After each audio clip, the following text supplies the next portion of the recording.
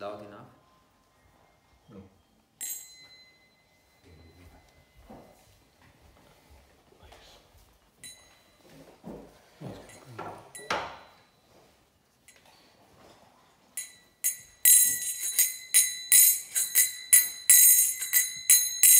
Jaya Radha Madhava Kunja Bihari. Jaya Radha Madhava Kunja Bihari. Jaya Radha Madhava Kunja Bihari. Jaya Radha Madhava Kunja Bihari. Gopi Jana Vallabha Girivaradhari. Jaya Gopi Jana Vallabha Girivaradhari. Gopi Jana Vallabha Girivaradhari. Jaya Gopi Jana Vallabha Girivaradhari. Yashodanandana Braja Jana Ranjana. Yashodanandana Braja Jana Ranjana. Yashodanandana Braja Jana Ranjana. Yashodanandana Braja Jana Ranjana. Yamuna Tira Vanachari. Yamuna Tira Vanachari. Yamuna Tira Vanachari. Yamuna Tira Vanachari. Jaya Radha Madhava Kunja Bihari. Jaya Radha Madhava Kunja Bihari. Jai Radha Madhava Kunja Bihari. Jaya Radha Madhava Kunja Bihari. Gopi Jana Vallabha Girivaradhari. Jaya Gopi Jana Vallabha Girivaradhari. Gopi Jana Vallabha Girivaradhari. Jaya Gopi Jana Vallabha Girivaradhari. Yashodanandana Braja Jana Ranjana. Yashodanandana Braja Jana Ranjana. Yashodanandana Braja Jana Ranjana. Yashodanandana Braja Jana Ranjana. Yamuna Tira Vanachari. Yamuna Tira Vanachari. Yamuna Tira Vanachari. Yamuna Tira Vanachari. Jaya Radha Madhava Kunja Bihari. Jaya Radha Madhava Kunja Bihari. Jai Radha Madhava Kunja Bihari. Jaya Radha Madhava Kunja Bihari. Hare Krishna, Krishna Krishna, Hare Hare, Hare Rama, Rama Rama, Hare Hare. Hare Krishna, Hare Krishna, Krishna Krishna, Hare Rama, Hare Rama,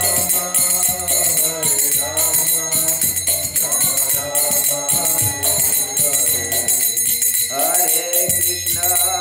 Hare Krishna, Krishna Krishna, Hare Hare, Hare Rama, Rama Rama, Hare Hare.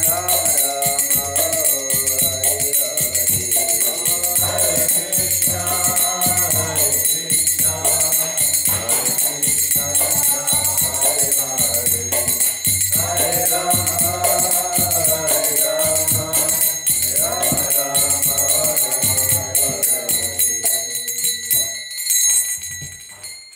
Jam Vishnupad Param Supravachikacharya Stotara Shata Shri Srimad Shila Abhay Charananda Bhaktivedanta Swami Maharaj Prabhupada Ki Jai अनंत कोटि वैष्णविंद की जय नमाचार्य हरिदास ठाकुर की जय प्रेम से कहो श्री कृष्ण चैतन्य प्रभु नित्यानंद श्री अद्वैत गदाधर श्रीवासादि गौर भक्तवृंद की जय जय श्री राधा कृष्ण गोप गोपीनाथ श्याम कुंद राधा कुंद गिरि गोवर्धन की जय निताय गौर प्रेमानंदे ओ ग्लोरी से संबल वैदिस हरे कृष्ण ओ ग्लोरी से संबल वैदिस हरे Krishna all glories to Sambhava Hare Krishna, all glories to Shri Guru and Shri Gauranga, all glories to Srila Prabhupada, Namo Vishnupada Krishna Prasthapati Shmitara Swami Namine, Namo Vishnupada Krishna Prasthapati Shrimati Bhaktivedanta Swami Namine, Namaste Saraswati Deve Gauravani Pracharine, Nirvishesha Shunyavadi Paschatati Shatarine,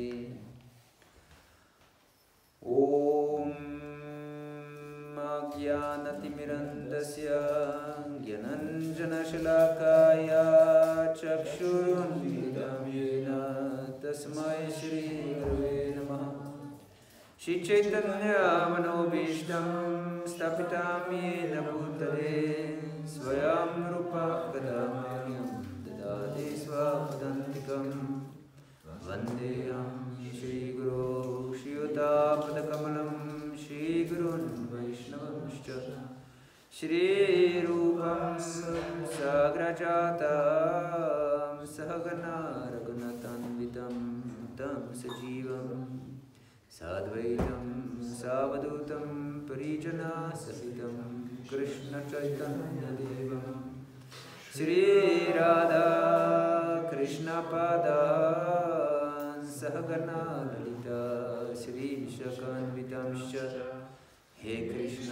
करुणा सिंधु दीनबन्धो जगत्पते गोपेश गोपिका कान्त राधा कान्त नमोस्तुते तप्त कंचन गौरांगी राधे वृंदावनेश्वरी वृषभानुसुते देवी प्रणमामि हरिप्रिये वंशकल्पतरुभ्यश्च कृपासिन्धुभ्यैव च पतितनां पावनेभ्यो वैष्णवेभ्यो नमो नमः श्री कृष्ण चैतन्य प्रभु नित्यानंद श्री अद्वैत गदाधर श्रीवासादि गौर भक्तवृंद हरे Krishna Krishna Krishna Hare Hare Hare Ram Ram Ram Hare Hare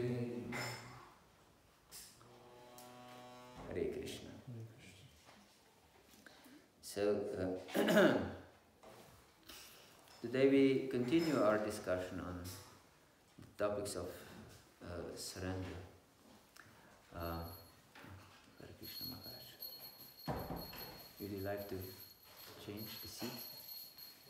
Would you like to change the seat?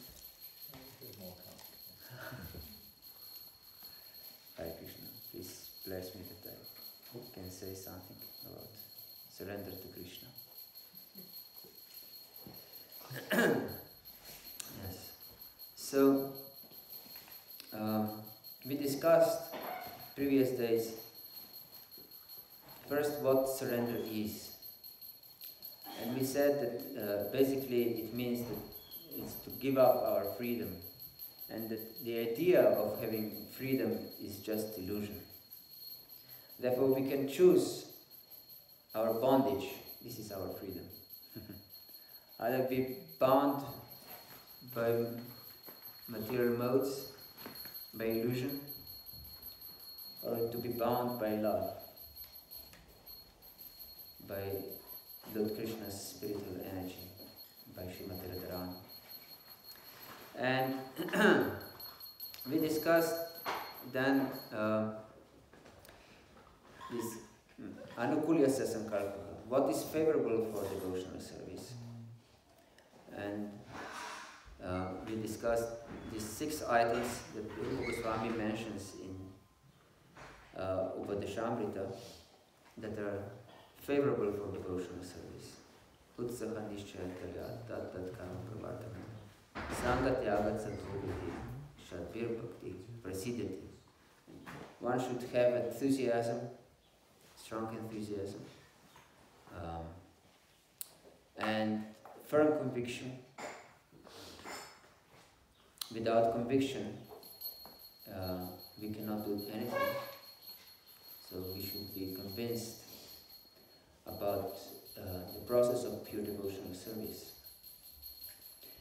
And of course we should be very patient. And we also mentioned that this patience, Bhaktivinoda Thakur connects the patience with to tolerate these urges of the body, which Rupa Goswami mentions in the first verse of Upadeshamrita. Yes. And then we discussed that we should perform our devotional service, Tatat Karma Pravartate, and also to give up the association of worldly people and to follow the example of great souls. So today we'll continue our discussion on the things pratikulyasya varjanam. That means to reject what is unfavorable for devotional service. As we said, that kulya means the river bank. That means pratikulyasya means what is the on opposite bank. That means what is averse to Krishna, actually. It's not anukulyasya means on the same bank, what is favorable for Krishna, and pratikulyasya means on the other bank, what is averse to Krishna, actually. Averse to the devotional service to Krishna. So, it is explained also in Upadeshamrita in the second verse what is detrimental for our devotional service. And Rupa Goswami states that Atyahara prayasascha prajalpanyamagraha janasangascha lolyamcha shadbir bhakti vinashati. Vinashati means to destroy. So these 6 items destroy our devotional service. And first one is atyahara. Ahara means to take. And therefore usually we translate this as eating. And it is also the meaning of eating. But Bhaktivinoda Thakur explains that it's not just overeating, because Rupa Goswami states as Jikva Begam, the urge of the tongue is about eating, and urge of the belly also. So if he would again focus just on eating, it would be punar ukti, that means unnecessary repetition. So Prabhupada also translates this as over collecting things. That means taking. But it's not just collecting things or eating, but all kinds of taking. It's interesting that these senses are taking all the time something. That means overfeeding our eyes, overfeeding our ears, overfeeding our nose, sense of smell, and overfeeding our touch. Everything is against devotional service if it is not favorable for this purpose. Yes. So we should be careful with what kind of food we feed our eyes, and with what kind of food we feed our ears, and so on. Yes, this is extremely important in our life. because there are so many sense objects in this world that can be enjoyed by our senses. And we cannot stop our senses, it's not possible.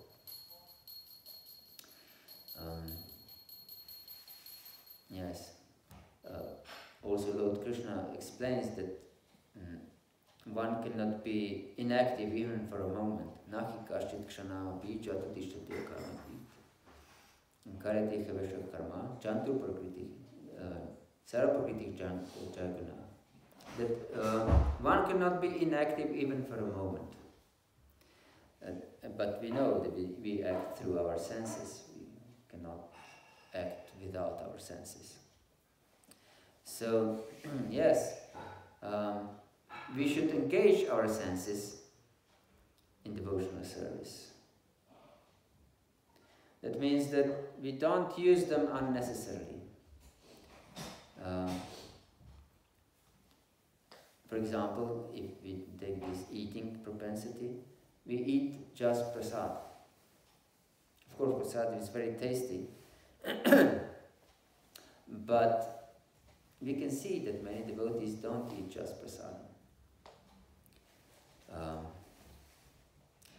And this is, of course, very harmful for our devotional service, as we know that consciousness of the one who prepares some food enters into the food. It's like also entering into the painting, for example. If there is some painting on the wall which is very depressing, it affects our consciousness. We cannot be joyful if there is very depressing scene, isn't it? So it affects our consciousness. Everything done in this material world affects our consciousness. So, but food prepared by anyone also affects our consciousness very much. So if it is prepared for the pleasure of the Lord, it affects our consciousness by devotional service, by devotional feelings, by desires to please the Lord, to serve the Lord, to advance in our Krishna consciousness. But if it is filled with material desires, then unconsciously, subconsciously, we will be influenced by these material desires. And we can check within our heart how many material desires we have. Usually unlimited material desires. Who can count how many material desires we have? Yes. Because we live in such an environment, we cannot go outside. Very difficult to not to be in touch with materialistic consciousness, because we live in material world. Whoever we meet that he is not a devotee has a material consciousness. So therefore we should be so much more on guard to avoid this as much as possible. Contact with material consciousness. So if we go out and distribute books and so on, we are protected by the order of the spiritual master if we go with the intention of pleasing him. But if we perform this service with envy towards other devotees, I want to distribute more books than others, and I'm morose if I don't, then this is material consciousness. And we'll be influenced also by material consciousness of other people. So we should be on guard all the time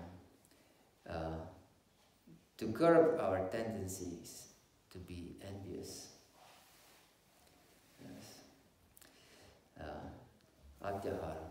And of course, what Prabhupada translates, this is over-collecting things. We don't need much in our life.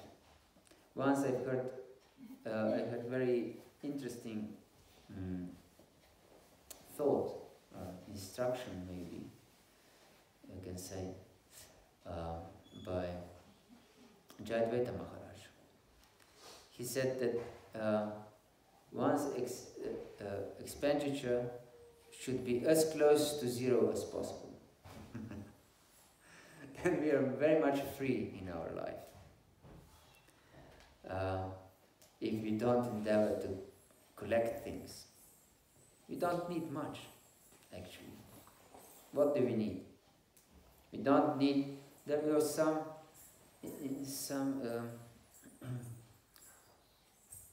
Pacific country or where, in Indonesia or somewhere. There was a president, a dictator actually, who oppressed his nation very much, people. And they had to pay big taxes and live very poorly. But then somehow or other, this dictator was defeated or something. And they found out that his wife had, I don't know, 10,000 pairs of shoes or something, of different shoes. And she, of course, considered that she needs all these shoes. But how much shoes do we really need?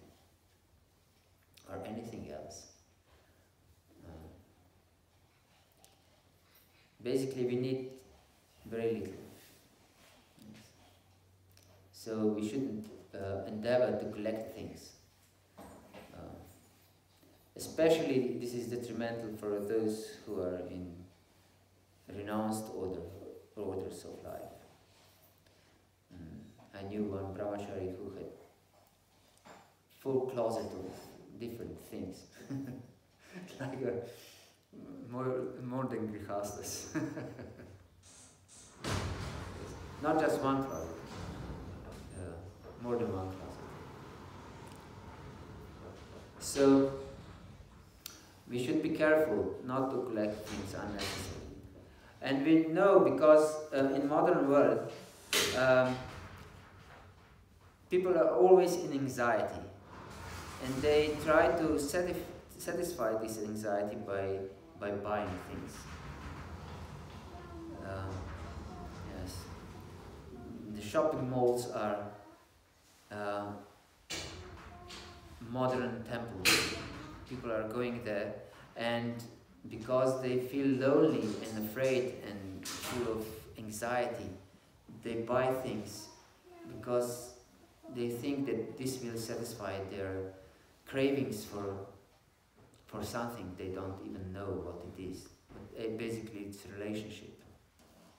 We all need loving relationships, but they think that they can establish a relationship with things, which is of course craziness. Yes. So, and this is the purpose of demoniac society, that everyone should be in anxiety. Because if one is in anxiety and afraid, he's easily controlled. And he's a good customer. So, we should be aware of this. And we shouldn't collect things. We should make friendship with devotees. Yes. It's important. This is atyahara. And then it is prayasa. Prayasa means over endeavor. Everything what is exaggeration is detrimental for our devotional service. As Krishna also explains this in 6th chapter of Bhagavata. Natyashnatas tu yogusti nachekanta manashnata. Nachatishtav nashilasya jagrato neva chachana. If one sleeps too much or too little, or if he eats too much, if he doesn't eat enough, he cannot devote himself to perform to yoga. And if you are not exaggerating in our life, if we are yukta ahara viharasya, yukta chestasya karmasu, yukta svapnava bhudasya, yogo bhavati dukkha. If we are moderate in eating, sleeping, in performing work, or in recreation, we can devote ourselves to spiritual life and be free from all miseries, Krishna says. Yeah. So we should be moderate in eating, in collecting things, and also in our endeavors. Yes. So, but endeavors for spiritual advancement is not our endeavor. But we should have enough sleep and enough food, but not too much sleep and not too much food. Yeah. So we should endeavor with great determination, as we explained yesterday, for devotional service, and accept whatever comes on its own accord in our life, actually.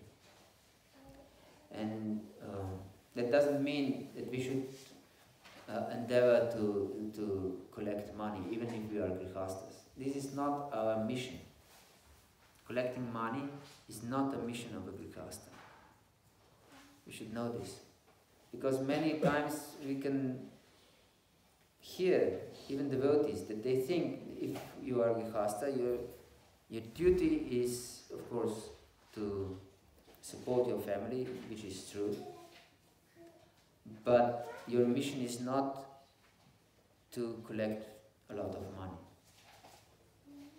As Prabhupada says, we should just keep our soul and body together. This is the purpose of our life, not to over-collect money.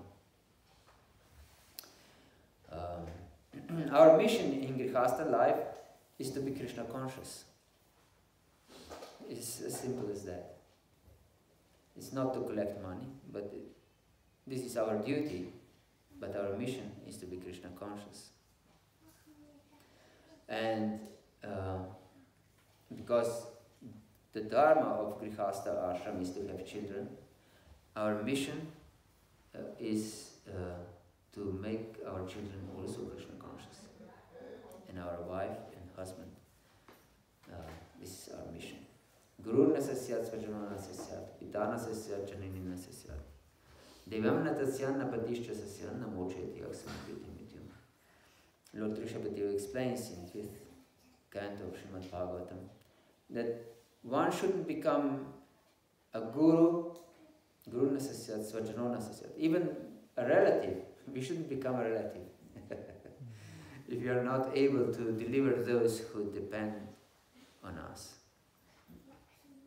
And we shouldn't become a father or mother or a husband or even a worshipable deity. Devam natasya. We should not become a deity. That means that we shouldn't put deities which are not able to deliver us on the altar. Yes. That means that we should put Krishna and his expansions, primary expansions on the altar. Yes. Like here we can see Radha, Govinda Madhava in Gauranitai and Krishna Balaram. These are the deities that can deliver us. Yes. So we shouldn't put the deities that are not able to deliver us on the altar. Yes. Devam natasyan napadishcha sasyan. And we shouldn't become a husband. If we are not serious enough to deliver our wife and children, we shouldn't become a husband a father or a mother. This is a very important topic, but it's too broad to be focused on this. Because mother is the first guru of a child. And whatever her consciousness is when the child is very small, a baby, that stays with the child till the end of his life. Yes, most definitely. There is a song in Slovenian, folk song. It says, I'm Slovenian, I'm Slovenian. That's what my mother said when she cuddled me in her lap. And from cradle to grave, my fidelity will not waver a bit.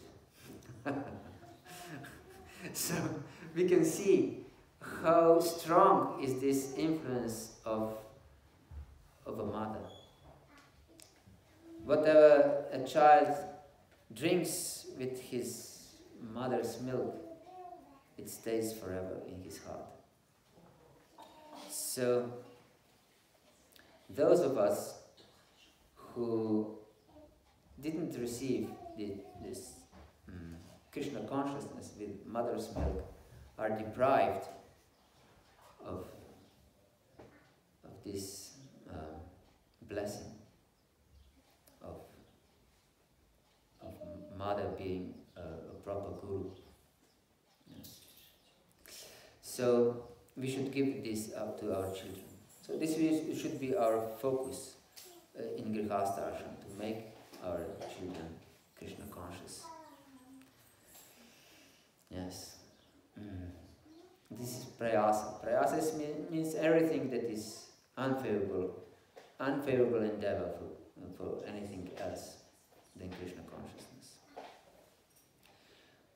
Then it is prajalpa. We discussed prajalpa yesterday also. Yes, prajalpa means unnecessary talk. So as Bhaktivinoda Thakur put it, we should take mauna vrata, to be silent. And this of course means that we should speak only Krishna Katha and things related to devotional service and nothing else. If we can see that we don't have anything to speak about Krishna or devotional service, we should be silent. Or if we are in the society of people who don't speak Krishna Katha, we should be silent. We should not participate in such a discussion, in such a conversation. Yes. Prajalpa. Basically, this is gossip. And also the instruction of Lord Chaitanya was Gramya Katha na shunibe, Gramya Varta na kahibe. So we should not hear Gramya Katha, or ordinary talk, and we should not speak it also. Yes. So this comes from Lord Chaitanya himself. So it's really important instruction for every one of us. And we know this urge of speech is so strong. So we should cultivate. And we can cultivate this tolerance of this urge of speech by hearing, by proper hearing and chanting, by Shravanam Kirtanam. We cannot, we have no power in fact to control our urges ourselves. Therefore we discuss these items of surrender. We should surrender to Krishna. Yeah. Only Krishna can help us. He himself is speaking like this. Devi Kesha Gunamahi Mama Maya Duratya Mam Eva Ye Prapadanti Maya Metantaranditi. We cannot go beyond this Maya. It's impossible. Yes. It's Krishna's energy, and what power we have to go beyond Maya? No power at all. And also our instruments, as long as we are conditioned soul, we said yesterday that are just material. Our senses are material, our intelligence is material, our mind is material. So with something that is material, we cannot go beyond matter. And this is explained also in Shastra.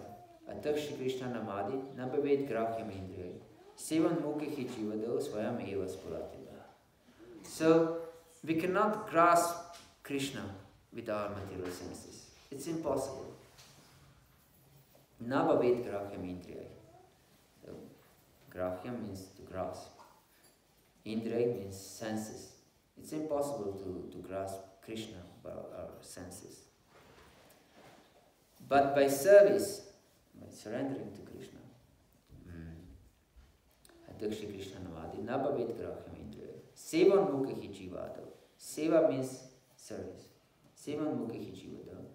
By beginning by tongue, and this means, of course, tasting, as we today explained, and speaking. We should engage our tongue in the service of Krishna. Swayam eva spuratadaha. Only then he himself will reveal himself. Yes. It's not in our power to attract Krishna, to force him to reveal himself. But Swayam eva, he himself will reveal himself. Yes, by his own will. So yes, we engage our urge to speech in devotional service. We should engage and avoid idle gossip for all means. For all means, yes. It's detrimental for our devotional service. Atyahara prayasascha, prajalpa and niyamagraha. Niyamagraha is a very interesting concept. And it has two meanings. One is to follow regulative principles without proper understanding. And the other meaning is not to follow different regulative principles. That doesn't apply just to these four regulative principles, but to all different principles of devotional service and spiritual life. So it is explained that we should follow the principles that are conducive for our stage of devotional service. Yes. Especially, this was written by Bhaktivinoda Thakur, who lived in an environment that was still quite traditional, and therefore many people stuck with the principles of karma kanda. So, and this we can also think that it's our duty to satisfy some social position in this world, to satisfy some demands of society, some worldly society. But this is atyahara, unnecessary rules. We don't need to follow these. In fact, it's, as Rupa Goswami says, it's detrimental for our devotional service. We have extreme examples also by the teachings of Lord Jesus. There was some disciple and he said, my father died, can I go and bury him? And he said, let the dead bury their dead. Hare Krishna. So,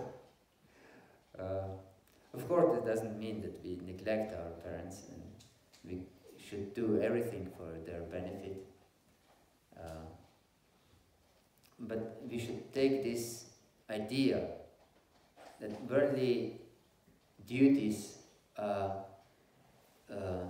shouldn't become an obstacle to our spiritual duties, to our spiritual life. If they become an obstacle to our spiritual life, they're detrimental. Yes. And of course, if we don't follow what we should follow, is also an obstacle, and it will also destroy our spiritual life. So if we are lacking our principles, it's detrimental for our spiritual life. For example, one principle is to fast on Ekadashi. And once I was distributing prasad in the temple on Ekadashi, and there was a line of devotees, and I heard a conversation of two devotees, and one devotee asked another, would you like to have pizza? And he said, but today is Ekadashi. And he answered, you shouldn't be such a fanatic.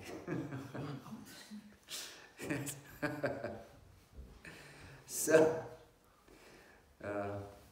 we should know what are the principles of devotional service, and we should follow them. Otherwise, Maya will just crush us. Yes. It's impossible to resist Maya if you are not serious. Because if you are not serious, Krishna will see. You don't want to be serious.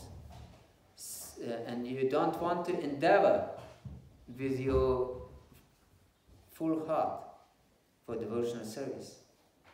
So it is explained also in 5th canto of Srimad Bhagavatam. Muktim dadati karhichit smana bhakti yoga. Krishna easily gives mukti, but not bhakti. Because bhakti has power to control him. And he doesn't want to be controlled by those who are not serious, who don't have real deep love for him. So it's not easy to get bhakti. Yes, we should be very serious. And basically, it is explained in Shastra, Smartavyak satatam Vishnur vismartavyo na jatachit sarve vidhi nishedaksyur etayor eva kinkara. That there are many rules and prescriptions in Shastra, and there are many prohibitions also. So, how to know all of them? There are millions and millions of shlokas in Shastra. But we should follow basic principles, two basic principles. Smartavyak satatam Vishnu vismartavya na jatachit. So, sarve vidhi nishedaksyur etayor kinkara. All prohibitions of Shastra and all injunctions of Shastra are just servants of one prohibition and one injunction. And this one injunction is to always remember Krishna. Smartavyak satatam Vishnu. And one prohibition is to never forget. Vismartavya na jatachit. So, we should judge our principles if they are conducive to remember Krishna and not to forget him. This is basic principle. Yes. So if our devotional service, following the rules of devotional service, is just distracting us from remembering Krishna, there are obstacles.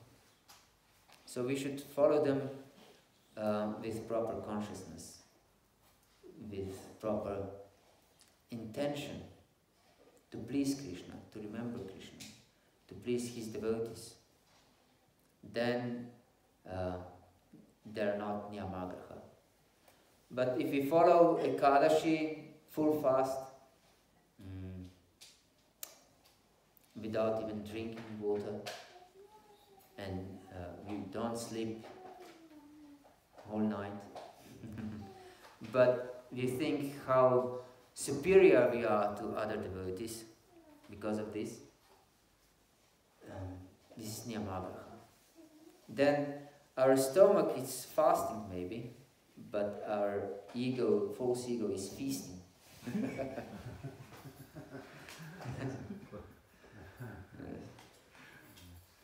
So we should have proper understanding of rules and regulations and apply them accordingly. That's conducive for our Krishna consciousness, to our remembering of Krishna. Jana Sangha is the next one that is detrimental. Jana Sangha we discussed yesterday because it's so important that Rupa Goswami put it in two verses, one by one. One is to avoid the association of non-devotees, and the other is what is detrimental is to associate with non-devotees. And this is not just associating with non-devotees. We focused yesterday more on non-devotees, but it's also association with the opposite sex. Yes, this is a very strong one, because this desire, sexual desire, is extremely strong in every living entity. Yes. So, and it is explained by Srila Prabhupada that women are the source of inspiration for man. So, it's completely natural in conditioned life, conditioned state, that we seek inspiration in the association of the opposite sex. But it's detrimental for our spiritual life. Therefore, if we want to associate with the opposite sex, we should marry and be properly situated in Grihastha ashram. Then, because it's ashram, it's a shelter,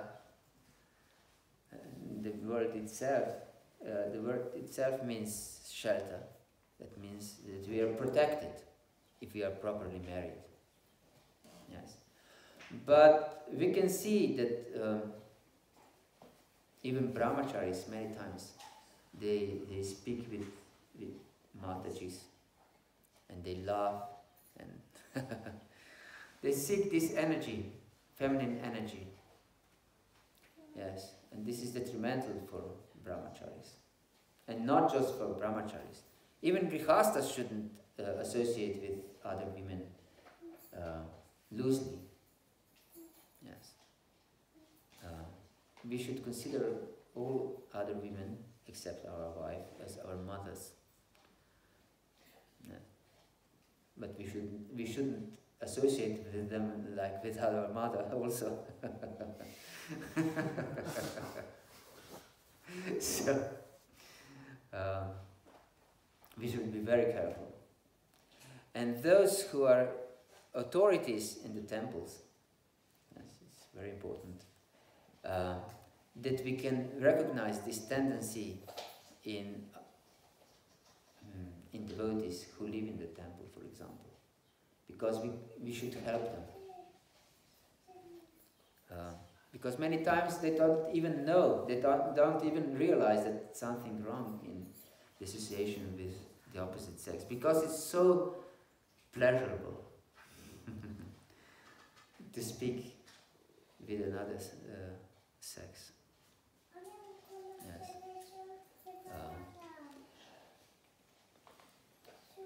And doesn't seem to create any harm at first, but influences our consciousness very much.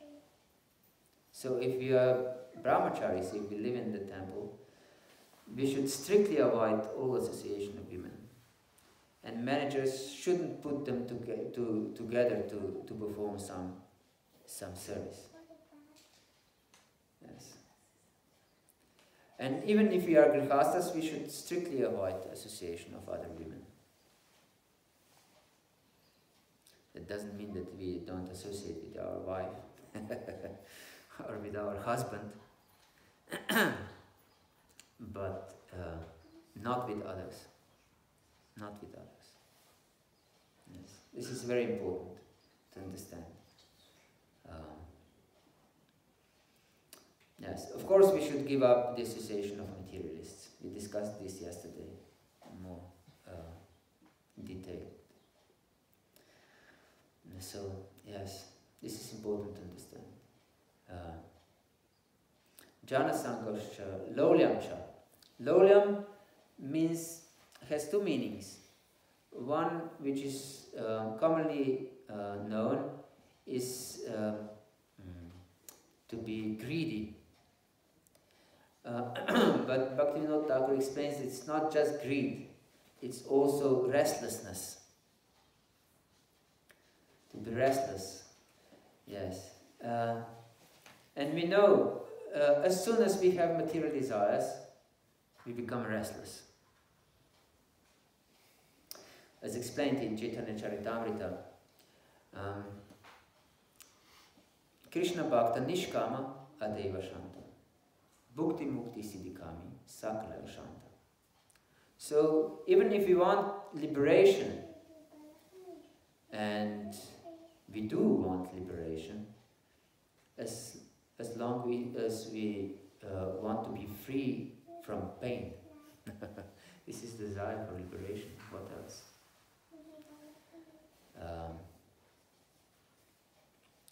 And if you want material things, of course, everything creates disturbance in our mind and moves away our focus, distracts our focus on serving Krishna. Yes. Therefore, it's so important to understand that these material desires and disturbances are detrimental for our spiritual life. They cannot help us. Dhyayato vishayam pumsak sangasteshu bhajayati sangat sanjayati kamam krodha sanjayat krodha yes, that is the next verse. Kama krodha bhajayati. Yes, kama krodha bhajayati. That means that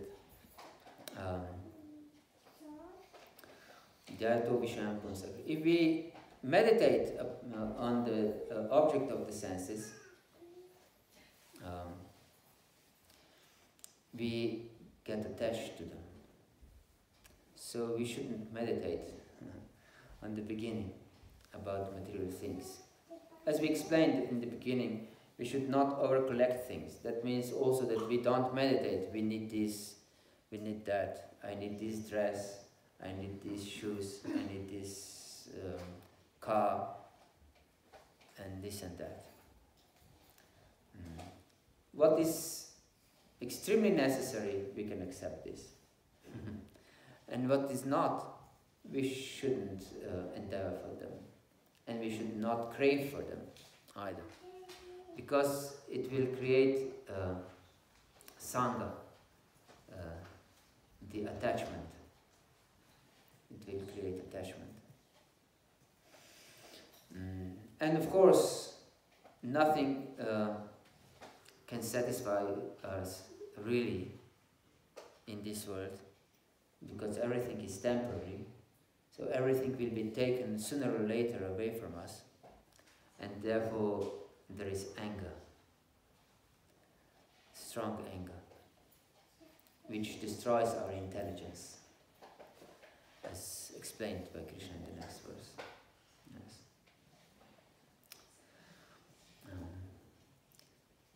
Okay, we'll stop here. So what we discussed today were these 6 detrimental items for devotional service, as explained by Rupa Goswami in the Shamrita. First was over-collecting or overeating, and then was over-endeavoring. That means that everything which is exaggeration in our life is detrimental for our life. Yes, we should be moderate in everything we do. Yes, in eating, sleeping, waiting, and defending. And in all our life, focused, of course, on Krishna.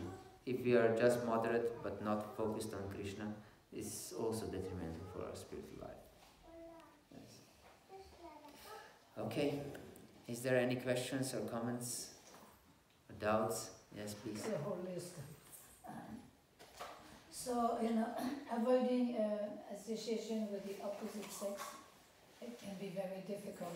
We see in the beginning of women, there was fanatics. I don't talk to women, So, because of service, daily life, we want to talk, and even can feel a little motherly or whatever, or, affection.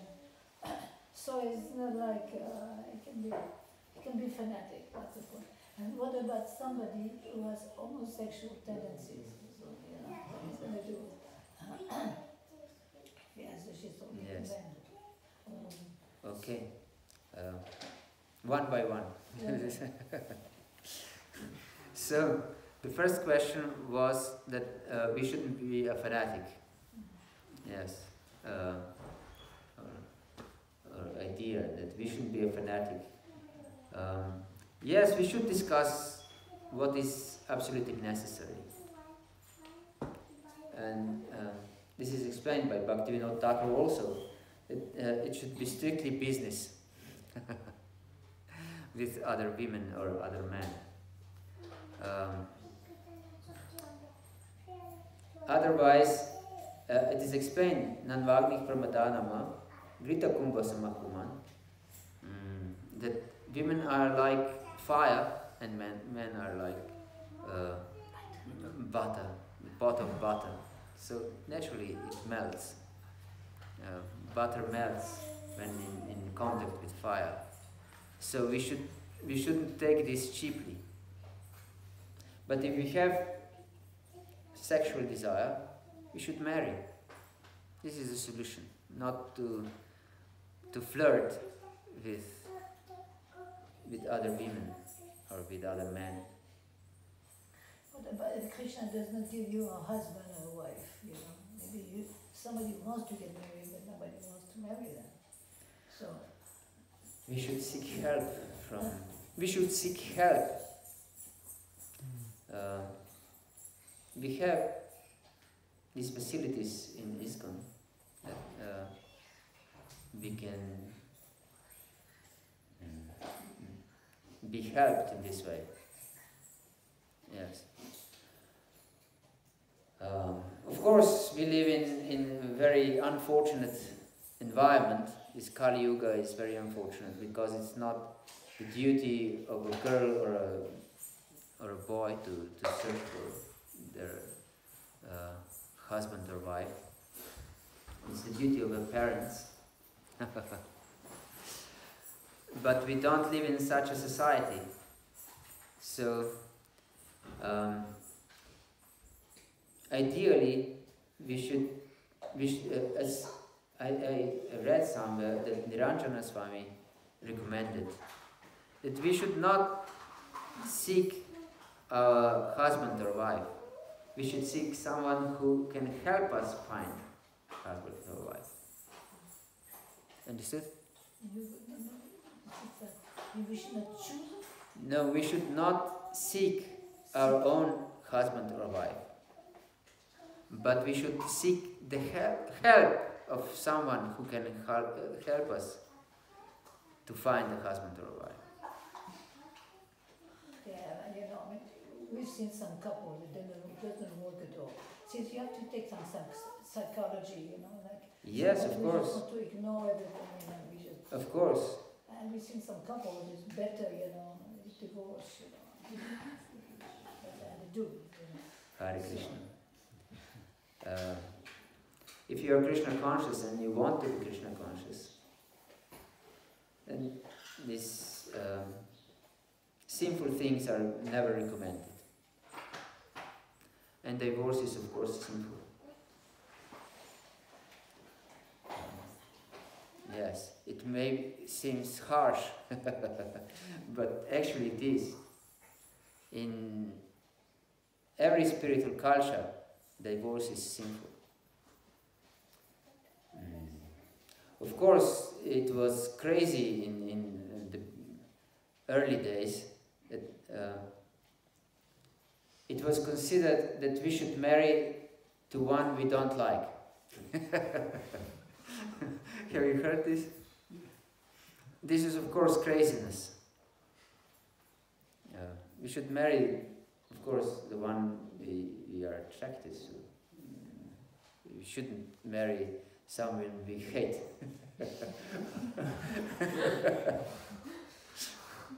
The idea was that we should marry those we don't like, then because of this we can become detached.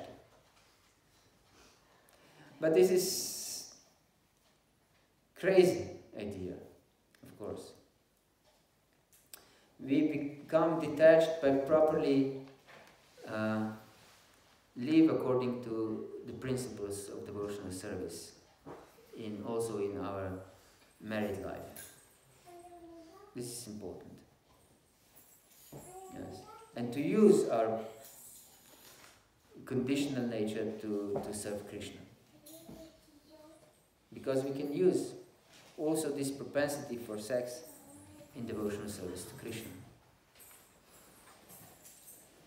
So yes, we shouldn't be a fanatic and marry someone we don't like.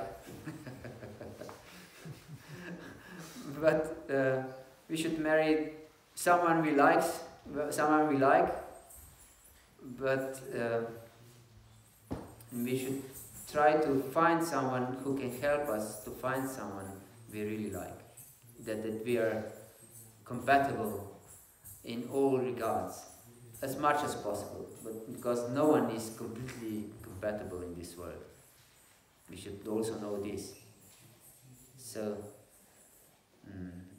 this is also foolishness if we think that we can find someone who will, our soulmate, or how they say, no, that will completely be in heaven.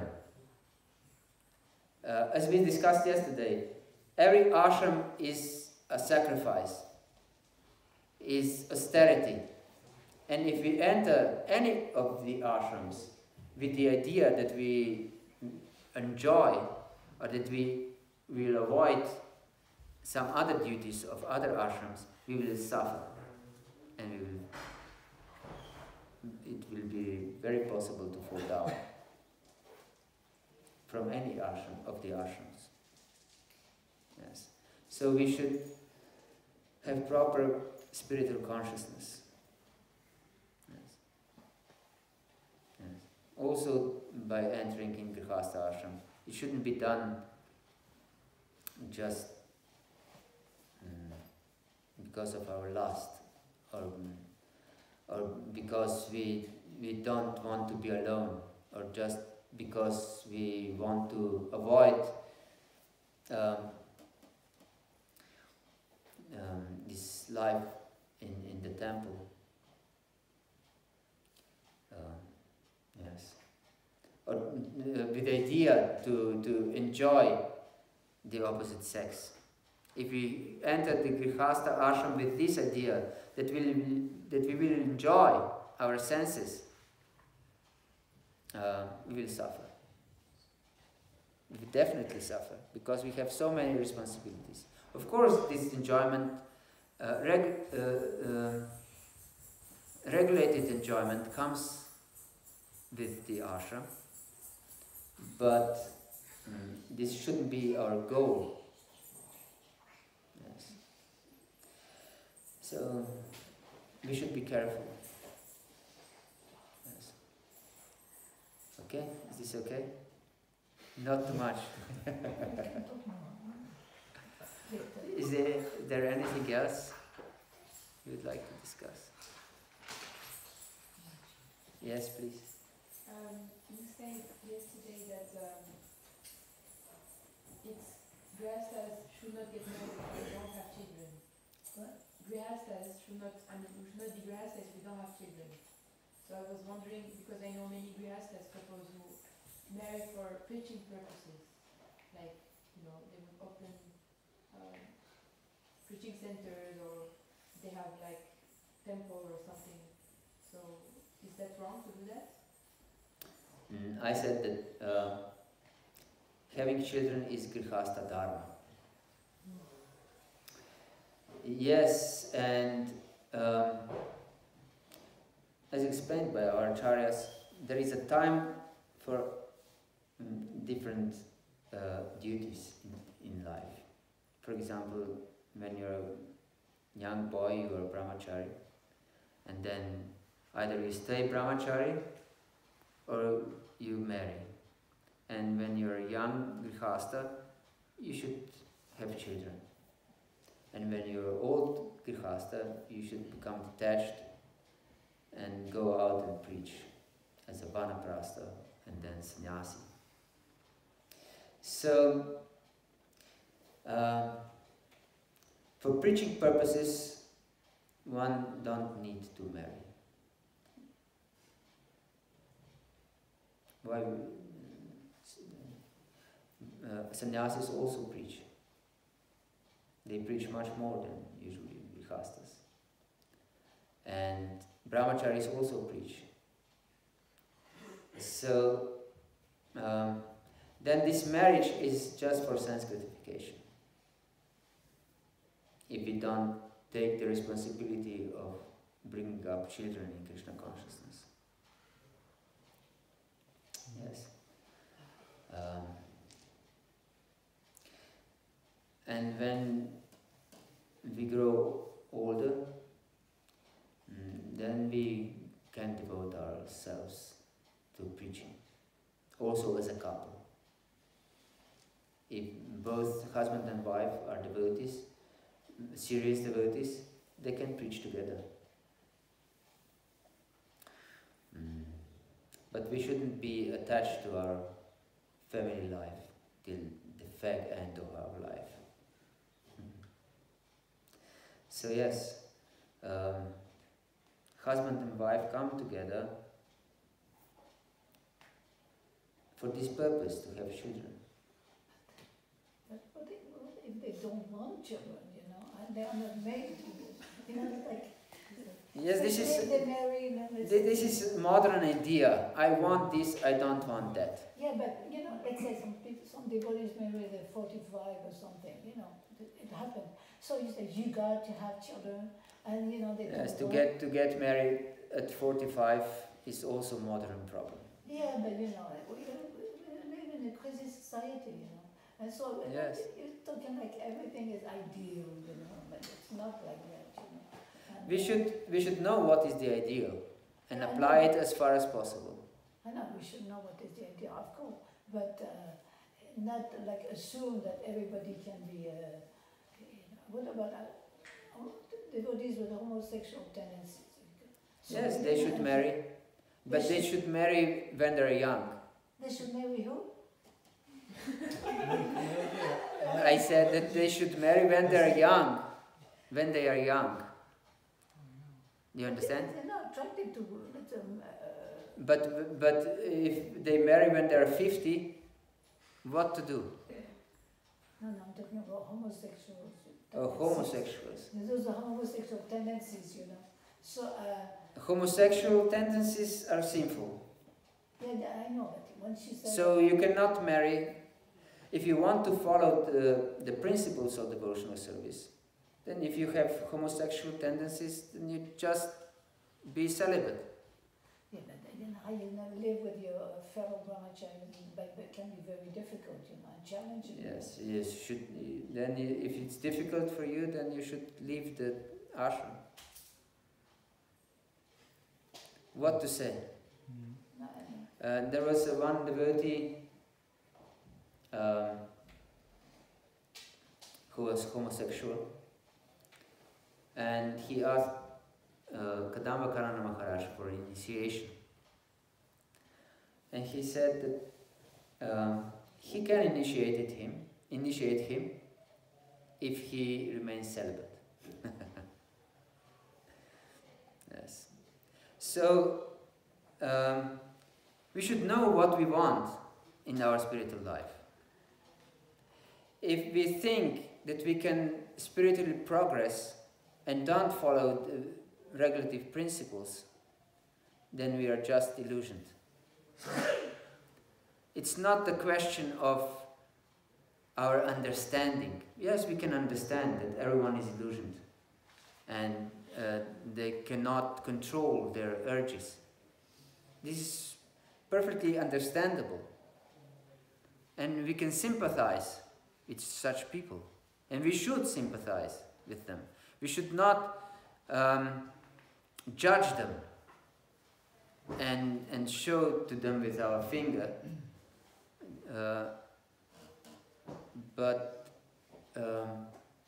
we shouldn't fool ourselves that we can advance spiritually and engage in a sinful life.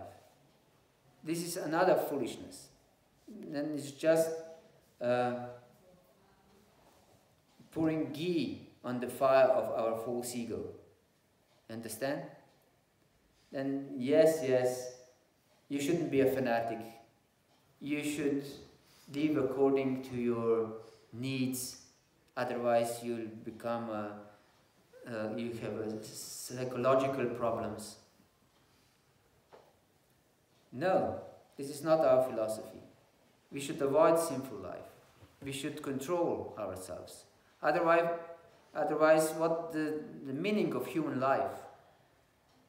Human is one who can control his urges, and the animal is not able to control its urges.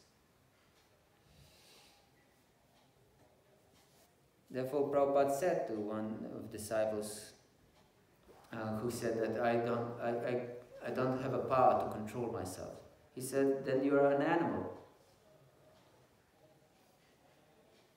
It's as simple as this. Yes, we can understand that people are more and more animalistic, but that doesn't mean that the process of Krishna consciousness is different for them. They of course will have longer way to purify their heart, but still they have to purify their heart if they want to become Krishna conscious. Yam yam vapi smaram bhavan tyajantyanti kalivaram tantam avedikanta sadata bhava bhavita. That whatever state of consciousness one has at the end of life, that state he will undoubtedly achieve.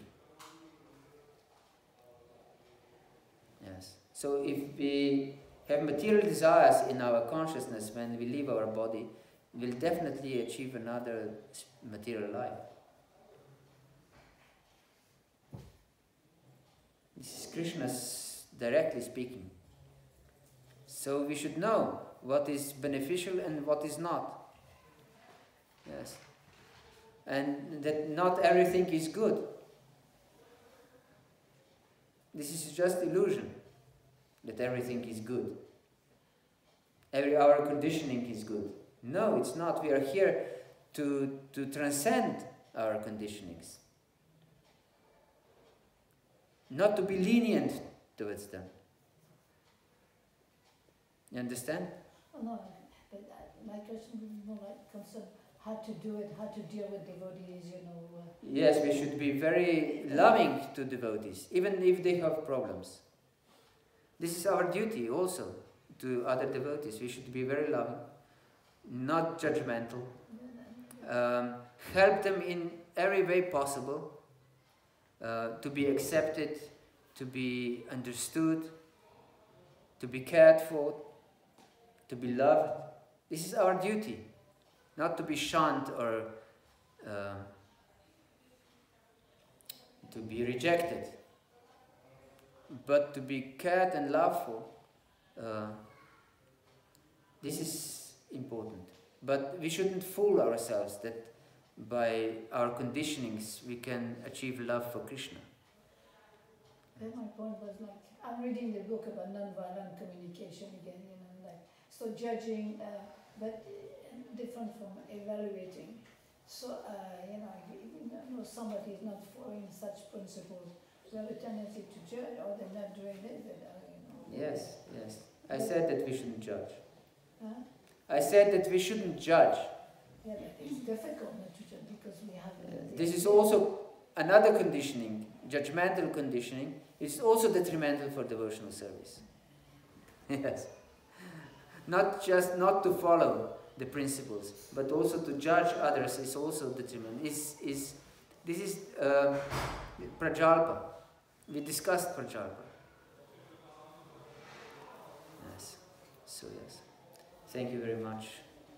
Srila Prabhupada ki jai, Gaur Bhakta Vrinda ki jai, Nitai Gaur Pramanandi. Please accept my humble wishes. Bhagavad Dharma Prabhu ki jai. Jai.